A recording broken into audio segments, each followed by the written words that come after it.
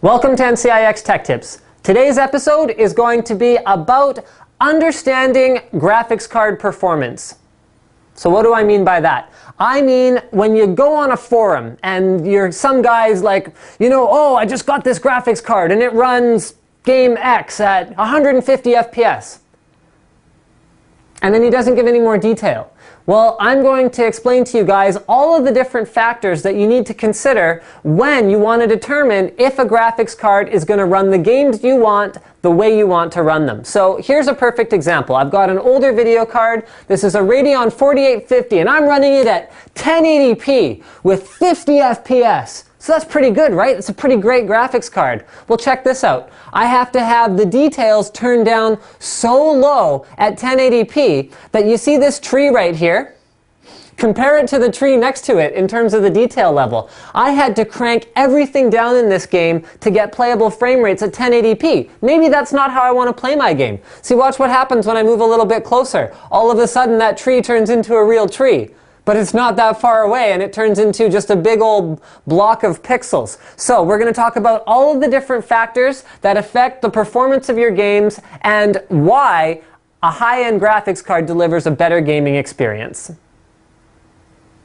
Okay guys, let's talk about the biggest differentiating factor in terms of the overall playability of a game, as well as the biggest drain on your GPU's resources. That is resolution. So resolution is, in layman's terms, how many dots vertical by how many dots horizontal, and it is how many pixels you are displaying overall. So what resolution gives you is smoother lines versus, compare it, say, for example, to NES. So where Mario is made up of very large blocks, that's very low resolution because each of those blocks is a pixel. Compared to something like Battlefield Bad Company 2, where there are actually very, very, very tiny dots making up the overall image, that is now high resolution.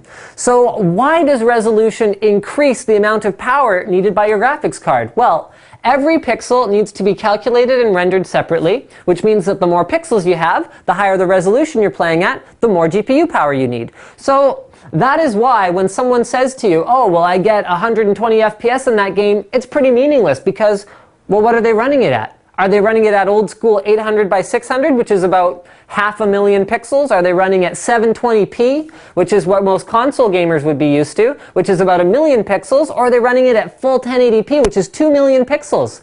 So that is, in terms of just sheer pixel count, actually a doubling of what is being asked from your graphics card. Maybe they're even running at an HD plus resolution with a 30-inch monitor like 2560 by 1600. That's 4 million pixels, so it requires a lot more power. However, if you have extra performance left over with your graphics card, resolution is the big one, and I'm going to show you why. So we're running at 720p right now, and I want you to focus on a couple of things in particular. One of them is, here, if I can just get away from this smoke a little bit. That's actually pretty annoying. Okay, there we go. So one of them is this telephone wire. Can you see in the telephone wire, especially as it sways in the wind, that it turns into a staircase? That's because of lower resolution. I'm running at only 720p right now. Same thing with this tree right here. You can see that the leaves, instead of having any real definition, especially up here at the top, just look like kind of a blocky blob. So let's go ahead and change it to 1080p, which, like I said, isn't even the highest resolution you can run at. And resume the game. And let's look at the same image again. So you can see there's far more definition to the overall shape of this tree. And when you look at the telephone wire, there's not nearly as much staircasing. Now, this is the highest resolution we can reach with this display. So without getting an HD plus display, what can we do about this? That's what we're going to talk about next.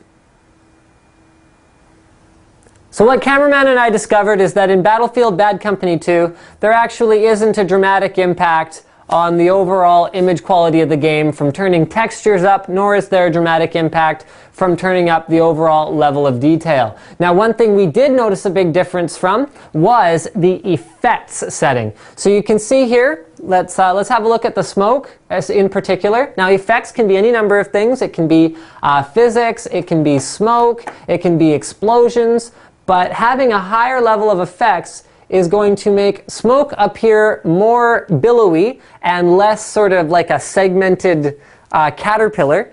And here, so I'll go back to low so that you guys can have a look. And I'm just going to try and find whoever's shooting me so that I can, oh no, it looks all good. Okay, so I'm going to go back to low quality so you guys can see the difference there. Now, none of these settings are having a huge overall effect on the performance in this game, but hopefully you can see the difference there. It looks like Call of Duty Black Ops is going to actually give us a better look at texture quality versus low texture quality. So here, right now, I'm running the game. I've got about 90 FPS going on here, and I have my texture quality set to high. So we're looking at a tile floor. So what's going to happen if I go into my detail settings and I turn my texture quality to low? Apply yes, go back into the game.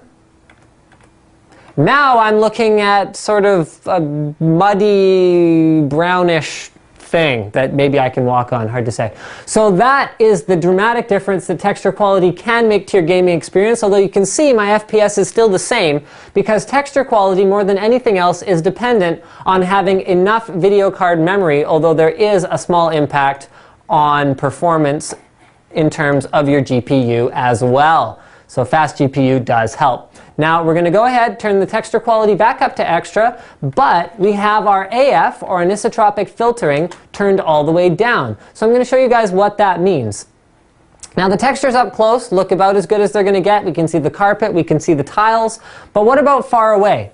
It starts to get not as sharp looking when you're further away. So you can see into this hallway and into Castro's bedroom. I'm going to go ahead and turn the AF all the way up. So AF is a detail level thing that allows us to make textures look better further away. Now, that tile floor and even the tile floor in Castro's room are very, very defined looking. So the conclusion, guys, is that really there's a lot more to FPS, that is video card performance, than just resolution even. And there's a lot more to it than just can you run the game. Yes, you can run the game, but are you running it the way it is meant to be enjoyed? That depends. So we've still got our 4850 on the test bench here, and I'm going to show you guys the extreme example, the most extreme example I can come up with of how much of a difference there can be in performance when you're running a game at the lowest possible detail settings. In this case, I'm running at 720p with horrible shadows and all the textures and details and everything turned way down. Now I'm going to stand here where I'm getting about 90 to 100 FPS, and I'm going to change the detail levels all to the highest that they go. High. I'm going to turn up my anti-aliasing. I'm going to turn up my AF. I'm going to turn up my resolution to 1080p, which, like I said, is not even the highest it goes. Yeah, I want to keep that. And let's go back into the game. And we are running at 8 FPS. So, when you're discussing video card performance, yes, there is a huge, huge difference depending on the settings you're using, the game you're playing, and it is never as simple as, my card runs that game awesome, it gets 100 FPS. Well, depends how you want to enjoy it. So if you are using an older graphics card and you do find yourself having to turn down all the details and turn down your res, you might want to consider an upgrade. Right now, a great value is the GTX 560 Ti, but depending on when you're watching this video, that recommendation may or may not be relevant. So, please, guys, leave a comment under the video. Hey, don't forget to subscribe as well. But let me know if there's anyone on a forum or anyone that you know that you're going to try and explain this to now that you've had that exact conversation with, where they tell you, oh, this card's so great, it gets however many FPS, and they give you no details whatsoever about what that meant.